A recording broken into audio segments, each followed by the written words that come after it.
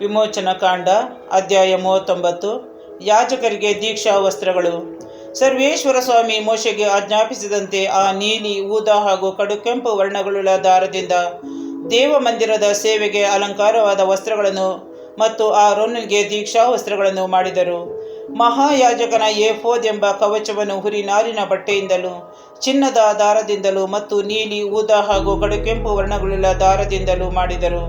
ನೀಲಿ, ಊದಾ ಹಾಗೂ ಕಡುಕೆಂಪು ವರ್ಣಗಳುಳ್ಳ ದಾರದೊಡನೆ ಹಾಗೂ ನಾರಿನ ಬಟ್ಟೆಯೊಡನೆ ಕಲಾತ್ಮಕ ಕೆಲಸದವರ ಪದ್ಧತಿಯ ಮೇರೆಗೆ ಕಸೂತಿ ಕೆಲಸ ಮಾಡಿಸುವುದಕ್ಕಾಗಿ ಬಂಗಾರವನ್ನು ತಟ್ಟಿ ತಗಡುಗಳನ್ನು ಮಾಡಿ ಸಣ್ಣ ಸಣ್ಣ ಎಳೆಗಳಾಗಿ ಕತ್ತರಿಸಿದರು. ಆ ಕವಚಕ್ಕೆ ಹೆಗಲಿನ ಮೇಲೆ 2 ಪಟ್ಟಿಗಳನ್ನು ಮಾಡಿದರು. ಅದರ 2 ಕೊನೆಗಳನ್ನು ಜೋಡಿಸಲಾಯಿತು.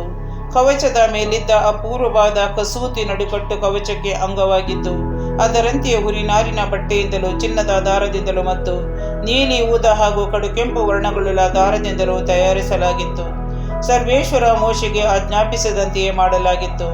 ಮುದ್ರಾರತ್ನವನ್ನು ಕೆತ್ತುವ ರೀತಿಯಲ್ಲಿ 2 ಗೋಮೇಧಕ ರತ್ನಗಳಲ್ಲಿ ಇಸ್ರಾಯೇಲರ 12 ಕುಲಗಳ ಹೆಸರುಗಳನ್ನು ಕೆತ್ತಿ ಆ ರತ್ನಗಳನ್ನು ಕುಂದಣದಲ್ಲಿ ಕಟ್ಟಿದರು. ಆ 2 ರತ್ನಗಳು ಇಸ್ರಾಯೇಲರ ಜ್ಞಾಪಕಾರ್ಥವಾದ ರತ್ನಗಳಾಗುವಂತೆ ಅವುಗಳನ್ನು ಕವಚದ ಹೆಗಲಿನ ಮೇಲಿರುವ ಪಟ್ಟಿಗಳಲ್ಲಿ ಬಿಗಿಸಿದರು. ಸರ್ವೇಶ್ವರ ಮೋಶೆಗೆ ಹಾಗೆಯೇ ಆಜ್ಞಾಪಿಸಿದ್ದರು. ವಕ್ಷ ಪದಕ. ಏಫೋದ್ ಕವಚದಂತೆಯೇ ಚಿನ್ನದ ದಾರದಿಂದಲೂ ನೀಲಿ, ಊದಾ ಹಾಗೂ ಕಡುಕೆಂಪು ವರ್ಣಗಳುಳ್ಳ ದಾರದಿಂದಲೂ ಹುರಿ ನಾರಿನ ಬಟ್ಟೆಯಲ್ಲಿ ಕಸೂತಿ ಕೆಲಸದಿಂದ ಕೂಡಿದ ಒಂದು ಚೀಲದಂಥ ವಕ್ಷ ಪದಕವನ್ನು ಮಾಡಿದರು. ಅದು ಚಚ್ಚೌಕವಾಗಿತ್ತು, 2 ಪದರುಳ್ಳದಾಗಿತ್ತು. ಅದು 1 ಗೇಣುದ್ದವೂ 1 ಗೇಣಗಲವೂ ಇತ್ತು. ಅದರ ಮುಂಭಾಗದಲ್ಲಿ 4 ಸಾಲುಗಳಾಗಿ ರತ್ನಗಳನ್ನು ಖಚಿಸಿದರು. ಮೊದಲನೆಯ ಸಾಲಿನಲ್ಲಿ ಮಾಣಿಕ್ಯ, ಪುಷ್ಯರಾಗ ಸ್ಫಟಿಕಗಳು, 2ನೆಯ ಸಾಲಿನಲ್ಲಿ ಕೆಂಪರಲು, ನೀಲ, ಪಚ್ಚೆಗಳು, 3ನೆಯ ಸಾಲಿನಲ್ಲಿ ಸುವರ್ಣ ರತ್ನ, ಗೋಮೆಹದಕ, ಧೂಮ್ರಮಣಿಗಳು, 4ನೆಯ ಸಾಲಿನಲ್ಲಿ ಪೀತರತ್ನ, ಬೇರುಲ್ಲ, ವೈಡೂರ್ಯಗಳು ಚಿನ್ನದ ಜವೆಯ ಕಲ್ಲುಗಳಲ್ಲಿ ಸೇರಿಸಲಾಗಿದ್ದವು. ಇಸ್ರಾಯೇಲರ ಕುಲಗಳ ಸಂಖ್ಯೆಯ ಪ್ರಕಾರ 12 ರತ್ನಗಳಿದ್ದವು. ಮುದ್ರಾರತ್ನದಲ್ಲಿ ಕೆತ್ತುವ ರೀತಿಯಲ್ಲಿ ಒಂದೊಂದು ರತ್ನದಲ್ಲಿ ಒಂದೊಂದು ಕುಲದ ಹೆಸರನ್ನು ಕೆತ್ತಲಾಗಿತ್ತು. ವಕ್ಷ ಪದಕದ ಮೇಲ್ಗಡಿಯಲ್ಲಿ ಹುರಿಗಳಂತಿರುವ ಚೊಕ್ಕ ಬಂಗಾರದ ಸರಪಳಿಗಳನ್ನು ಹೆಣಿಗೆ ಕೆಲಸದಿಂದ ಮಾಡಿದರು. 2 ಚಿನ್ನದ ಜವೆಗಳನ್ನು 2 ಚಿನ್ನದ ಉಂಗುರಗಳನ್ನು ಮಾಡಿ ಆ ಉಂಗುರಗಳನ್ನು ಫಲಕದ 2 ಮೂಲೆಗಳಲ್ಲಿ ತಗಲಿಸಿದರು. ಹೆಣಿಗೆ ಕೆಲಸದ 2 ಚಿನ್ನದ ಸರಪಳಿಗಳನ್ನು ಫಲಕದ ಮೂಲೆಗಳಲ್ಲಿರುವ ಉಂಗುರಗಳಿಗೆ ಸಿಕ್ಕಿಸಿದರು. ಹೆಣಿಗೆ ಕೆಲಸದ ಸರಪಳಿಗಳ ಕೊನೆಗಳನ್ನು ಕವಚದ ಹೆಗಲಿನ ಪಟ್ಟೆಗಳಲ್ಲಿರುವ 2 ಜವೆಗಳ ಮುಂಭಾಗಕ್ಕೆ ಸಿಕ್ಕಿಸಿದರು. ಅದಲ್ಲದೆ 2 ಚಿನ್ನದ ಉಂಗುರಗಳನ್ನು ಮಾಡಿ ಪದಕದ ಒಳಗಣ ಅಂಚಿನ ಮೂಲೆಗಳಲ್ಲಿ ಕವಚದ ಹತ್ತಿರದಲ್ಲಿ ಇಟ್ಟರು. ಮತ್ತು ಬೇರೆ 2 ಚಿನ್ನದ ಉಂಗುರಗಳನ್ನು ಮಾಡಿ ಕವಚದ 2 ಹೆಗಲಿನ ಪಟ್ಟೆಗಳ ಮುಂಭಾಗದ ಕೆಳಗೆ ಕವಚವನ್ನು ಜೋಡಿಸಿರುವ ಸ್ಥಳದ ಹತ್ತಿರ ಆ ಚಿತ್ರಕಲೆಯಿಂದ ಕೂಡಿದ ನಡುಕಟ್ಟಿನ ಮೇಲ್ಗಡೆಯಲ್ಲಿ ಇರಿಸಿದರು. ಪದಕವು ವಿಚಿತ್ರವಾಗಿ ನಡುಕಟ್ಟಿನ ಮೇಲ್ಗಡೆಯಲ್ಲಿ ಬಿಗಿ ಆಗಿರುವಂತೆಯೂ ಕವಚದಿಂದ ಕಳಚಿ ಬೀಳದಂತೆಯೂ ಅದರ ಉಂಗುರಗಳನ್ನು ಕವಚದ ಉಂಗುರಗಳಿಗೆ ನೀಲಿ ದಾರದಿಂದ ಕಟ್ಟಿದರು. ಸರ್ವೇಶ್ವರ ಮೋಶೆಗೆ ಹಾಗೆಯೇ ಆಜ್ಞಾಪಿಸಿದ್ದರು. ಯಾಜಕರ ಇತರ ಉಡುಪುಗಳ ತಯಾರಿಕೆ. ಕವಚದ ಸಂಗಡ ತೊಟ್ಟುಕೊಳ್ಳಬೇಕಾದ ಮೇಲಂಗಿಯನ್ನು ನೀಲಿ ಬಣ್ಣದ ಬಟ್ಟೆಯಿಂದ ಕಸೂತಿ ಕೆಲಸದಿಂದ ಮಾಡಿದನು. ತಲೆ ದೂರುವುದಕ್ಕೆ ಅದರಲ್ಲಿ ಸಂದು ಮಾಡಿ ಅದು ಹರಿಯದಂತೆ ಯುದ್ಧದ ಕವಚೋಪಾದಿಯಲ್ಲಿ ಆ ಸಂದಿನ ಸುತ್ತಲೂ ನೇಯ್ಗೆ ಪಟ್ಟಿಯನ್ನು ಹಾಕಿದನು. ಮೇಲಂಗಿಯ ಅಂಚಿನ ಸುತ್ತಲೂ ನೀಲ, ಊದಾ ಹಾಗೂ ಕಡುಕೆಂಪು ವರ್ಣಗಳುಳ್ಳ ದಾರದಿಂದ ದಾಳಿಂಬೆ ಹಣ್ಣಿನಂತೆ ಚೆಂಡುಗಳನ್ನು ಮಾಡಿದರು. ಮತ್ತು ಚೊಕ್ಕ ಬಂಗಾರದಿಂದ ಗೆಜ್ಜೆಗಳನ್ನು ಮಾಡಿ ಮೇಲಂಗಿಯ ಅಂಚಿನಲ್ಲಿ ದಾಳಿಂಬೆ ಚೆಂಡುಗಳ ಸಂಗಡ ಇಟ್ಟರು. ಚಿನ್ನದ ಗೆಜ್ಜೆಯು ದಾಳಿಂಬೆಯಂತಿರುವ ಚೆಂಡು ಒಂದಾದ ಮೇಲೆ ಒಂದು ದೇವರ ಸೇವೆಗೋಸ್ಕರವಾದ ಆ ಮೇಲಂಗಿಯ ಅಂಚಿನ ಸುತ್ತಲೂ ಇದ್ದವು. ಸರ್ವೇಶ್ವರ ಮೋಶೆಗೆ ಆಜ್ಞಾಪಿಸಿದಂತೆಯೇ ಅದನ್ನು ಮಾಡಿದರು.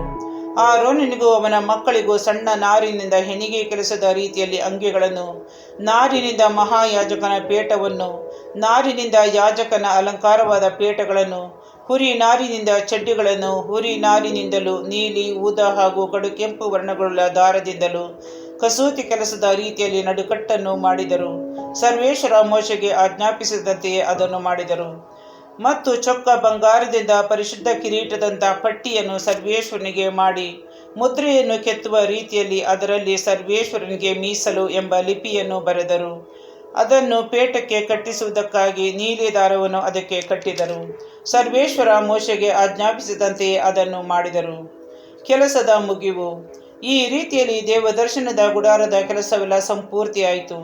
ಸರ್ವೇಶ್ವರ ಮೋಶೆಗೆ ಆಜ್ಞಾಪಿಸಿದಂತೆ ಇಸ್ರಾಯೇಲರು ಅದನ್ನು ಮಾಡಿದರು. ಆಗ ಅವರ ಗುಡಾರವನ್ನು ಮೋಶೆಯ ಬಳಿಗೆ ತೆಗೆದುಕೊಂಡು ಬಂದರು. ಡೇರಿಯನ್ನು ಅದಕ್ಕೆ ಸಂಬಂಧಪಟ್ಟದ್ದೆಲ್ಲವನ್ನು, ಅಂದರೆ ಅದರ ಕೊಂಡಿಗಳು, ಚೌಕಟ್ಟುಗಳು, ಅಗುಳಿಗಳು, ಕಂಬಗಳು, ಗದಿಗೆ ಕಲ್ಲುಗಳು ಇವುಗಳನ್ನು, ಹದ ಮಾಡಿರುವ ಕೆಂಪು ಬಣ್ಣದ ಕುರಿತೊಗಲುಗಳಿಂದುಂಟಾದ ಮೇಲೊದಿಕೆ, ಮಹಾಪವಿತ್ರ ಸ್ಥಾನವನ್ನು ಮರೆ ಮಾಡುವ ತೆರೆ ಇವುಗಳನ್ನು, ಆಜ್ಞಾಶಾಸನಗಳ ಮಂಜೂಷ, ಅದರ ಗದ್ದಿಗೆಗಳು, ಕೃಪಾಸನ ಇವುಗಳನ್ನು, ಮೇಜು, ಅದರ ಎಲ್ಲ ಉಪಕರಣಗಳು, ಕಾಣಿಕೆಯ ರೊಟ್ಟಿಗೆ ಇವುಗಳನ್ನು, ಚೊಕ್ಕ ಬಂಗಾರದ ದೀಪವೃಕ್ಷ, ಅದರ ಮೇಲಿಡಬೇಕಾದ ಹಣತೆಗಳು, ಅದರ ಉಪಕರಣಗಳು, ದೀಪಕ್ಕೆ ಬೇಕಾದ ಎಣ್ಣೆ ಇವುಗಳನ್ನು, ಚಿನ್ನದ ಧೂಪ ವೇದಿಕೆ, ಅಭಿಷೇಕ ತೈಲ, ಸುವಾಸನೆಯುಳ್ಳ ಧೂಪ ಇವುಗಳನ್ನು, ಡೇರಿಯ ಬಾಗಿಲಿನ ಪರದೆಯನ್ನು, ತಾಮ್ರದ ಬಲಿಪೀಠ, ಅದರ ತಾಮ್ರದ ಜಾಳಿಗೆ, ಅದರ ನೀರಿನ ತೊಟ್ಟಿ, ಅದರ ಪೀಠ ಇವುಗಳನ್ನು, ಅಂಗಳದ ತೆರೆಗಳು, ಕಂಬಗಳು, ಗದಿಗೆ ಕಲ್ಲುಗಳು ಇವುಗಳನ್ನು, ಅಂಗಳದ ಬಾಗಿಲಿನ ಪರದೆ, ಅದರ ಹಗ್ಗಗಳು, ಗೂಟಗಳು ಇವುಗಳನ್ನು, ದೇವ ದರ್ಶನದ ಗುಡಾರದ ಸೇವೆಗೆ ಬೇಕಾದ ಎಲ್ಲ ಉಪಕರಣಗಳನ್ನು, ದೇವ ಮಂದಿರದೊಳಗೆ ನಡೆಯುವ ಸೇವೆಗೋಸ್ಕರ ಬೇಕಾದ ಅಲಂಕಾರ ವಸ್ತ್ರ, ಅಂದರೆ ಆರೋನನಿಗೆ ಬೇಕಾದ ದೀಕ್ಷಾವಸ್ತ್ರ, ಯಾಜಕ ಸೇವೆ ಮಾಡುವವರಾದ ಅವನ ಮಕ್ಕಳಿಗೆ ಬೇಕಾದ ವಸ್ತ್ರ ಇವುಗಳನ್ನು ತಂದರು. ಸರ್ವೇಶ್ವರ ಆಜ್ಞಾಪಿಸದಂತೆ ಇಸ್ರಾಯೇಲರು ಆ ಕೆಲಸವನ್ನೆಲ್ಲ ಮಾಡಿದ್ದರು. ಅವರು ಮಾಡಿದ ಕೆಲಸವನ್ನು ಮೋಶೆ ಪರೀಕ್ಷಿಸಲಾಗಿ ಸರ್ವೇಶ್ವರನ ಅಪ್ಪಣೆಯಂತೆ ಅವರು ಎಲ್ಲವನ್ನು ಮಾಡಿ ಮುಗಿಸಿದರೆಂದು ತಿಳಿದುಕೊಂಡು ಅವರನ್ನು ಆಶೀರ್ವದಿಸಿದನು.